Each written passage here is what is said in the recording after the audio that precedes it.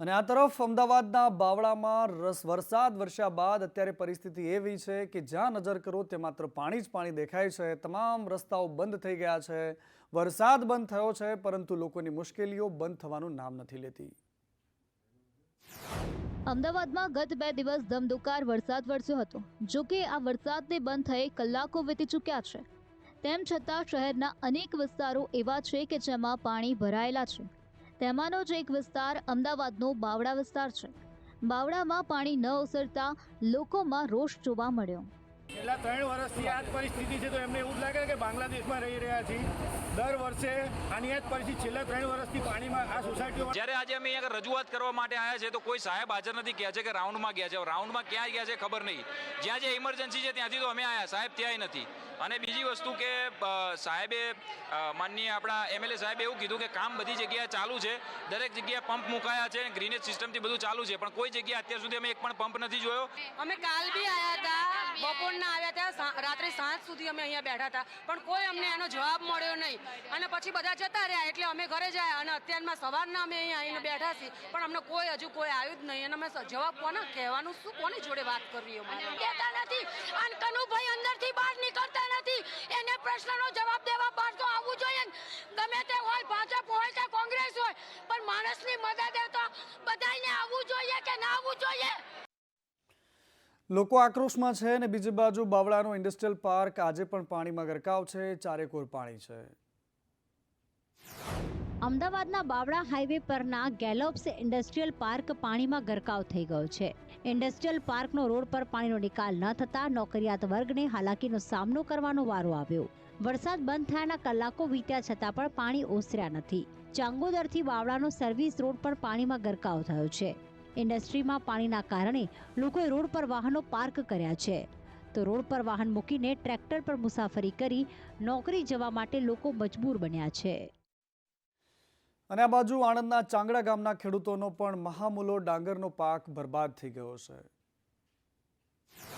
આ અંગે ખેડૂતોનું કહેવું છે કે જ્યારથી વાસદ બગોદરા હાઈવેનું નિર્માણ થયું ત્યારથી આ સમસ્યા છે। છેલ્લા 10 વર્ષથી ચાંગડા અને ઇન્દ્રણજ ગામના કુલ 250 જેટલા ખેડૂતોની 1000 વીઘા જેટલી જમીનમાં પાક સદંતર નિષ્ફળ જતા ખેડૂતોને આર્થિક માર વેઠવાનો વારો આવે છે। આ પાણી લગભગ 25 થી 30 વર્ષથી આનો પ્રશ્ન છે, પણ આનો કોઈ તંત્ર નિકાલ કરતું નથી। અને આ પાણી ડુગારીવાળો જે નિકાસ આડો છે એ પાણી અત્યારે એ લોકોને જરૂર ને આ નિકાસમાં નાખે, આ નિકાસમાં આગળ કોઈ નિકાલ છે ને અહીંથી બંધ થઈ જાય। રોડ ઊંચા ઊંચા થઈ ગયા, દર વર્ષે પાણીનો ભરાવો થઈ જાય છે અને 1000 થી 2000 વીઘા જમીન અમારે આ પાણીની અંદર તબાહ થઈ જાય છે। પાક સદંતર નિષ્ફળ થઈ જાય છે। ગયા વર્ષે તો આપણે જોયું જ છે, આ વર્ષે પણ પાછળ જોઈ શકો છો કે એક જ દિવસ વરસાદ થયો છતાં પણ અમારે 3 થી 4 ઇંચ વરસાદ પડે એટલે પાણી ભરાઈ જાય છે। અને આ તરફ ખેડાના મહેમદાબાદમાં પણ વરસાદના કારણે ખેતરો પાણીથી ડૂબાડૂબ છે, ગળાડૂબ છે અને આ બધી જ પરિસ્થિતિ વચ્ચે અન્નદાતા મુશ્કેલીમાં છે। ખેડાના મહેમદાબાદના ખેતરો પાણીથી ગળાડૂબ છે। અહીં વરસાદ થંભ્યા બાદ પણ ખેતરોમાંથી પાણી નથી ઓસર્યા। તેવામાં ધરતીપુત્રો ગિન્નાયા છે। ધરતીપુત્રોની આશરે 5 વીઘા જમીન સરોવર બની ગઈ હોવાનું સામે આવ્યું છે। સ્થાનિક નેતાઓ ચૂંટાઈ ગયા પછી અહીં ફરક્યા પણ નથી તેવા આક્ષેપ ખેડૂતોએ કર્યા છે। 5 થી 7000 વીઘાની અંદર પાણી ભરાઈ જાય છે દર વર્ષે। એક વર્ષે ને છેલ્લા 20 વર્ષથી એક્સપ્રેસ હાઈવે બન્યો છે અને મોટી કેનાલ બની છે, ત્યારથી લઈને અત્યાર 1990થી લઈને અત્યાર સુધીમાં જ્યારે જેટલો વરસાદ વધારે પડે ત્યારે આ 5000 7000 વીઘોને પાણી ફૂલ ભરાઈ જાય, ડેમની જેમ થઈ જાય છે, ઓવરફ્લો પાણી 15 20 દિવસ 30 દિવસ સુધી। અને હમણાં ડાંગર રોપેલી લોકોએ બધા ખેડૂતોએ હવે ડાંગર એટલા બહાર નીકળવાની શક્યતા છે જ નહીં। હવે આ એક બાજુ હાઈવે એક્સપ્રેસ પડી, બીજી બાજુ કેનાલ પડી, વચ્ચે 5000 વીઘા જમીન છે, એની અંદર ડાંગર ડૂબી ગઈ છે। હવે સરકાર પાસે અમે અહીં માગણી કરીએ છીએ કે પાણીનો નિકાલ કરી આલો, પછી આજે ડાંગર જે મહેનત કરી ખેડૂતોએ વળતર એનું આપે એવી અમે વ્યવસ્થા કરીએ છીએ। ચારેકોર પાણીની વાતો વચ્ચે અમદાવાદનું દરણ ગામ છે એ પણ આજે પણ પાણીમાં છે। ગામના લોકોની સ્થિતિ દયનીય બની છે। બાવળામાં આવેલ દરણ ગામનો રોડ પાણીમાં ગરકાવ થયો છે। વરસાદી પાણીના નિકાલ ન થતા ગામના રહીશોની મુશ્કેલી વધી છે। ગામનો રોડ પાણીમાં ગરકાવ હોવાના કારણે વાહન વ્યવહાર બંધ કર્યો હોવા છતાં જીવના જોખમે લોકો પસાર થઈ રહ્યા છે। પ્રશાસનની બેદરકારીથી પ્રજાની લાચારીના દ્રશ્ય જોવા મળી રહ્યા છે। ગામના તળાવ ઓવરફ્લો થતાં વરસાદી પાણી ખેતરોમાં ફરી વળ્યા છે. તો વરસાદના પાણીના નિકાલ માટે નિષ્ફળ રહેલા તંત્રની બેદરકારી સામે સ્થાનિકો રોષ ઠાલવી રહ્યા છે. આવી રીતે બીમાર લોકો હોય કે સિનિયર સિટીઝન હોય, બાળકો સહિત જીવના જોખમે પાણીમાંથી પસાર થવા મજબૂર બન્યા છે. જો કોઈ પસાર થતાં નીચે પડે તો સીધું તળાવમાં ડૂબે તેવી સ્થિતિ ગ્રામજનોની થઈ છે.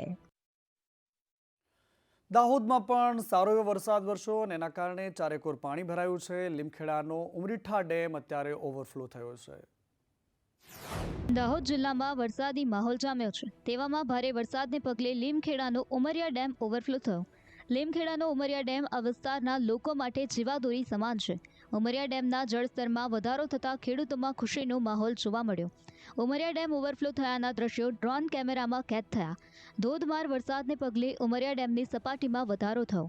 ઉમરિયા ડેમની પૂર્ણ સપાટી 280 મીટર છે, જ્યારે હાલ ઉમરિયા ડેમ 280.20 મીટરની સપાટીએ પહોંચતા ઓવરફ્લો થયો. ડેમ ઓવરફ્લો થતાં વહીવટીતંત્ર દ્વારા નીચાણવાળા ગામોને એલર્ટ કરવામાં આવ્યા છે, જેમાં હડફ નદી કાંઠાના પટવાણ, નીનામાના ખાખરિયા, પરમારના ખાખરિયા, ઢઢેલા, આંબા અને ચેડૈયા સહિતના ગામોનો સમાવેશ થાય છે. વહીવટીતંત્ર દ્વારા આ તમામ વિસ્તારના લોકોને નદી અને ડેમ પાસે ન જવા સૂચના આપવામાં આવી છે. અને ગુજરાત એટીએસે 31 વર્ષની મહિલા આતંકીને ઝડપી પાડી છે. મોટી સફળતા મેળવી છે. અલ-કાયદા ટેરર મોડ્યુલર મામલે એટીએસને મોટી સફળતા મળી છે. એટીએસે માસ્ટરમાઇન્ડ મહિલા આતંકી સમા પરવીનને ઝડપી પાડી છે. બેંગ્લોરથી માસ્ટરમાઇન્ડ મહિલા આતંકીની ધરપકડ કરાઈ છે, જેની પૂછપરછમાં મોટા ખુલાસા થયા છે. સોશિયલ મીડિયાના માધ્યમથી તેઓ ટેરર ફેલાવતા હતા.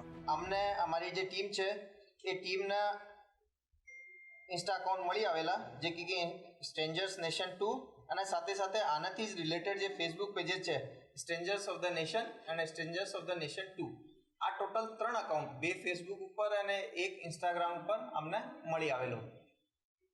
આ બહુ પોપ્યુલેટેડ ઇન્સ્ટા અકાઉન્ટ હતો અને એટીએસ દ્વારા પ્રોએક્ટિવલી પોલીસિંગ અને ખાસ કરીને ઓનલાઈન અને બધી જ પ્રકારના જે ડીપ ફેક, ડાર્ક વેબ, આ બધા જ પ્રકારના મુદ્દાઓ પર એટીએસ દ્વારા જે ધ્યાન રાખવામાં આવ્યું છે, તેના કારણે આજે આ પકડવામાં આપણે સફળતા પ્રાપ્ત થઈ છે.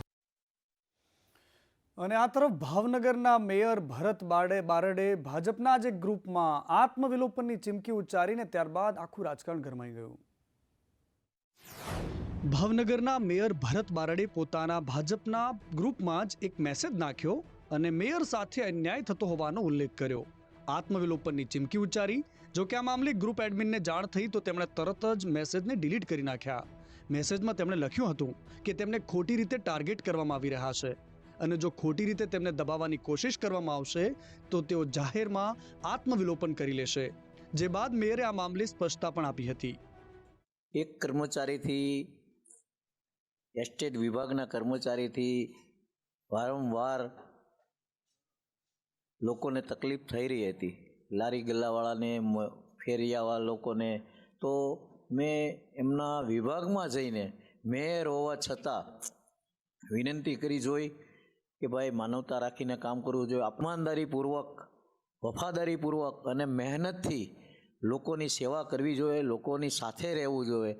માટે મેં આ કર્મચારીની બદલી. આ બાજુ રોંગ સાઈડ બાબુઓ માટે, વાહન ચાલકો માટે હાઈકોર્ટ લાલ ગુમ છે. હાઈકોર્ટે કહ્યું છે કે કોઈ પણ થાય પરંતુ આવા લોકો સામે કડક કાર્યવાહી કરવી પડશે. અમદાવાદમાં વાહનો રોંગ સાઈડમાં ચલાવવાનો જાણે નિયમ જ બની ગયો હોય તેમ લોકો મન ફાવે તેમ વાહનો હંકારે છે. જો કે રોંગ સાઈડમાં વાહનો હંકારવા મામલે હાઈકોર્ટ લાલ ગુમ થઈ છે અને અમદાવાદ ટ્રાફિક પોલીસની કામગીરી પર હાઈકોર્ટે સવાલ કર્યા છે. હાઈકોર્ટે રોડ અને ટ્રાફિક મુદ્દે અમદાવાદ પોલીસને સવાલ કરતા પૂછ્યું કે રોંગ સાઈડ પર વાહન ચલાવતા વાહન ચાલકો સામે પોલીસ કાર્યવાહી શા માટે નથી કરતી? માત્ર દંડ ઉઘરાવવાથી અકસ્માત બંધ નહીં થાય તેવું હાઈકોર્ટે કહ્યું છે. આ ઉપરાંત હાઈકોર્ટે આ વાહન ચાલકોના વાહનો જપ્ત કરવા સુધીની કામગીરી કરવા માટેનો આદેશ આપ્યો છે, જેના જવાબમાં સરકારે કહ્યું કે 7 દિવસમાં 28 વાહનો જપ્ત કરવામાં આવ્યા છે. શાળાઓમાં જઈને ટ્રાફિક વિશે જાગૃતિ લાવવાનો પ્રયાસ કરવામાં આવ્યો છે. જો કે ટ્રાફિક પોલીસની કામગીરી અંગે હાઈકોર્ટે સવાલ જરૂર ઉઠાવ્યા હતા. અને જૂનાગઢના જગવિખ્યાત ભવનાથ મંદિરમાં ફરી એકવાર મહંતની ગાદીનો વિવાદ વકર્યો છે. જૂનાગઢના ભવનાથ મંદિરના વિવાદને લઈને તારીખ 31 જુલાઈના રોજ મહંત તરીકેની હરિગીરી બાપુની સમય મર્યાદા પૂર્ણ થઈ રહી છે. ત્યારે હવે ફરીથી મહંત તરીકેની હરિગીરી બાપુની નિમણૂક ન કરવામાં આવે તેવી માંગણી સાથે સાધુ સંતો મેદાનમાં આવ્યા છે. ગુરુ પરંપરા મુજબ ભવનાથ મંદિરના મહંત તરીકે અમરગીરી બાપુ અને મુકેશગીરી તેમજ રાજુગીરીએ અરજી કરી છે, જેમાં ગુરુ શિષ્યની જે પરંપરા છે તેને જોઈને મંદિરના મહંત પદની પસંદગી કરવા માટે તેઓએ દાવેદારી કરી છે. તેમજ ભવનાથ મંદિરમાં હાલના મહંત જો રિપીટ થશે તો 2 સંતોએ ભવનાથ મંદિર સામે જ આત્મવિલોપન કરીશું તેવી ચીમકી ઉચ્ચારી છે.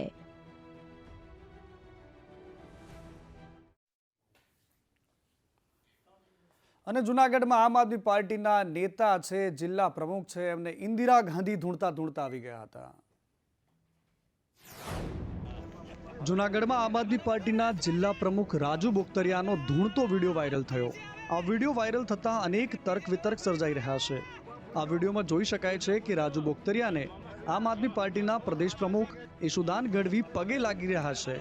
ઇન્દિરા ગાંધીનો આત્મા આવ્યા હોવાનું કહીને જિલ્લા પ્રમુખ ધૂણતા હોવાનો આ વિડીયો વાયરલ થયો છે.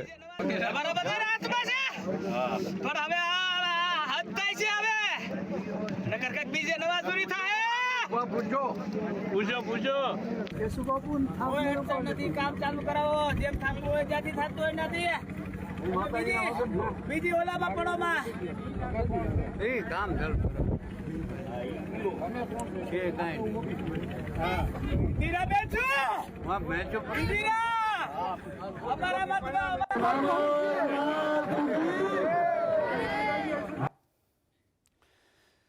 વિરોધના અલગ અલગ તરીકાઓ છે અને બીજી બાજુ બનાસકાંઠામાં ખેડૂતો અત્યારે ખાતરની લાઈનોમાં છે. સિઝન ચાલી રહી છે અને ખેડૂતો લાઈનમાં ઊભા છે.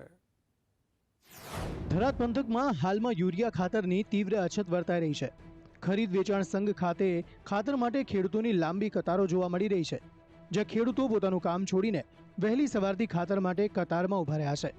જોકે જ્યારે ખેડૂતોનો વારો આવે છે ત્યારે તેમને પૂરતું ખાતર નથી મળી રહ્યું અને જરૂરત કરતાં ઓછું યુરિયા ખાતર મળતું હોવાથી ખેડૂતો પોતાની વેદના ઠાલવી રહ્યા છે. ખેડૂતોનું કહેવું છે કે જો સમયસર ખાતર નહીં મળે તો પાકને મોટું નુકસાન થઈ શકે છે. હું 4 વાગે ખાતરની લાઈનમાં આવ્યો છું. સૌનો પહેલો નંબર મારો છે.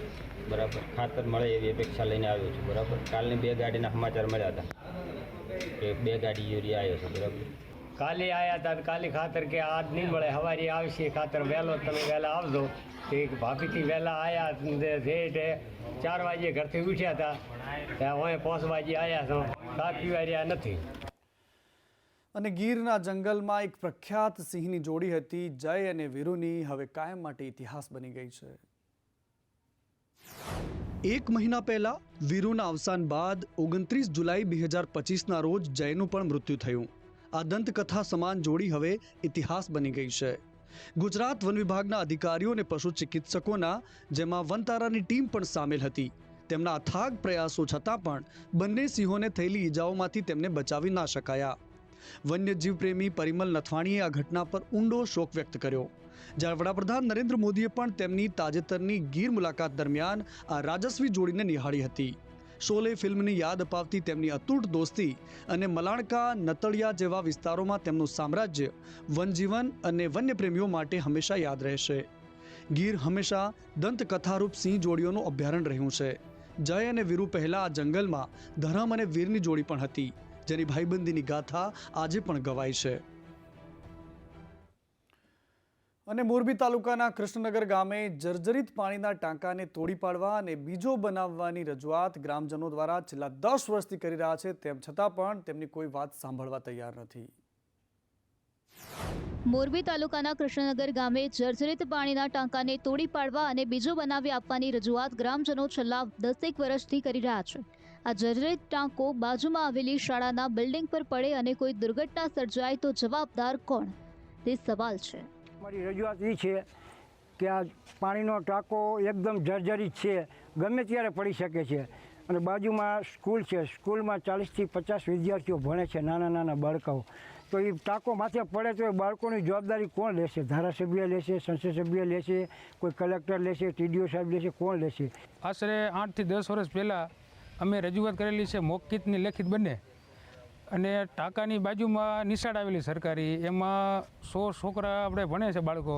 આ ટાંકો પડશે, આની જવાબદારી કયો નેતા કે કયો અધિકારી લેશે? આ રજૂઆત આજકાલની અમે કરી નથી. આ લેખિતમાં અમે આપેલી છે અને મૌખિતમાં પણ આપેલી છે. અને ગામભોઈના નાયબ મામલતદાર લાંચ લેતા રંગે હાથ ઝડપાઈ ગયા છે. મહેસાણા એસીબીને ખાનગી રાહે માહિતી મળી હતી કે હિંમતનગર મામલતદાર કચેરીના અધિકારી દ્વારા જમીનમાંથી ખનિજ કાઢવાની પરવાનગી માંગવાની અરજીઓમાં પોઝિટિવ અભિપ્રાય આપવા અને કોઈ હેરાનગતિ ન કરવા સારું અરજદારો પાસેથી ₹30,000થી ₹50,000 સુધીની લાંચની માંગણી કરવામાં આવે છે. જે હકીકતના આધારે વોચ રાખી છટકું ગોઠવવામાં આવ્યું હતું.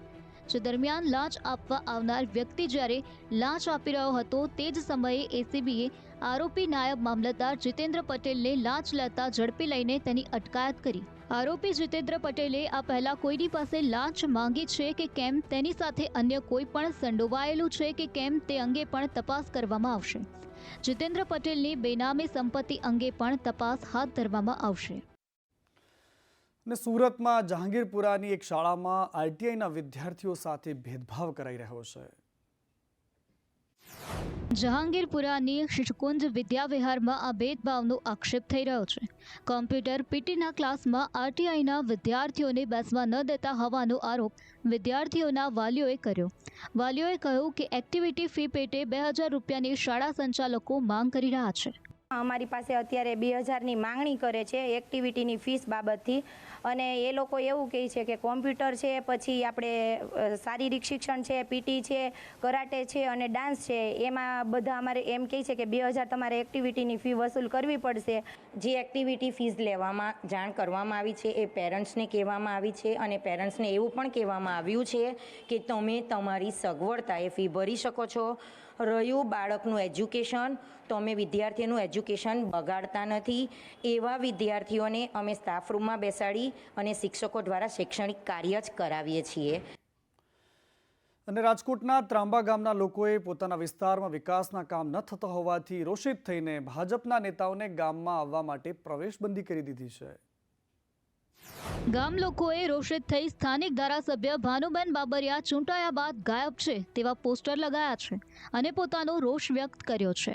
અમે તંત્ર તથા ધારાસભ્યને વારંવાર રજૂઆત કરી, છતાં પણ તંત્ર કે ધારાસભ્ય એક પણ રજૂઆત સાંભળી નથી, અને અમારું એ કાર્ય હજી ત્યાં ને ત્યાં અટકેલું પડ્યું છે.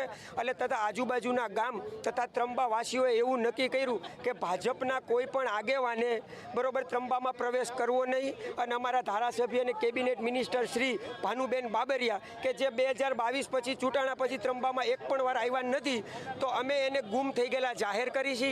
વારંવાર જ્યારે અમારે લોકમેળો હોય છે ત્યારે વારંવાર જાહેરાત કરી છે, પણ કોઈ પણ પ્રકારના કામ થતા નથી. પૌરાણિક જગ્યા અમારી છે, ત્યાં પુલ જર્જરિત છે. એનો મેઇન પ્રશ્ન અમારો એ છે કે અત્યારે શ્રાવણ મહિનામાં જે આ માણસો અત્યારે એટલું આવે છે, તો એ કોક પડશે કે કાંઈ થશે તો એની જવાબદારી કોની? અને મહેસાણાની અર્બન બેંકની ચૂંટણી જેમ જેમ નજીક આવી રહી છે તેમ તેમ આક્ષેપ અને પ્રત્યાક્ષેપનો મારો વધી રહ્યો છે. વિશ્વાસ પેનલના ડીએમ પટેલે કહ્યું કે અર્બન બેંકને ગેરવહીવટ અને નિયમોના ભંગ બદલ આરબીઆઈ દ્વારા અત્યાર સુધીમાં 11 કરોડનો દંડ કરવામાં આવ્યો. સાથે એક મેનેજરને સસ્પેન્ડ કરીને જેલ હવાલે પણ કરવામાં આવ્યા છે. એક વખત 1 કરોડ, એક વખત 6 કરોડ, એમ કરીને લગભગ 11 કરોડનો દંડ આરબીઆઈ દ્વારા છેલ્લા 3-4 વર્ષમાં 5 વર્ષમાં લગાવ્યો. ફરજી ધિરાણોની પણ નોંધ લીધી છે, અને ખાસ કરીને ડાયરેક્ટર લગતા ધિરાણોને પણ ધ્યાનમાં લેવામાં આવ્યા છે. તો સામે બેંકના પૂર્વ સીઈઓ વિનોદ પટેલે કહ્યું કે બેંકનું સંચાલન આરબીઆઈના નિયમો અનુસાર થઈ રહ્યું છે. અત્યારના આક્ષેપો અને પ્રત્યાક્ષેપોથી બેંકની છબીને નુકસાન થઈ રહ્યું છે. ઉપરાંતની રકમો બેંકોને દંડ ફટકારેલા છે આરબીઆઈએ કરી. એટલે આ એક પ્રોવિઝન આરબીઆઈનું છે, એટલે દંડ ફટકારવાની વાત આપણા માટે એકલી નવાઈની નથી.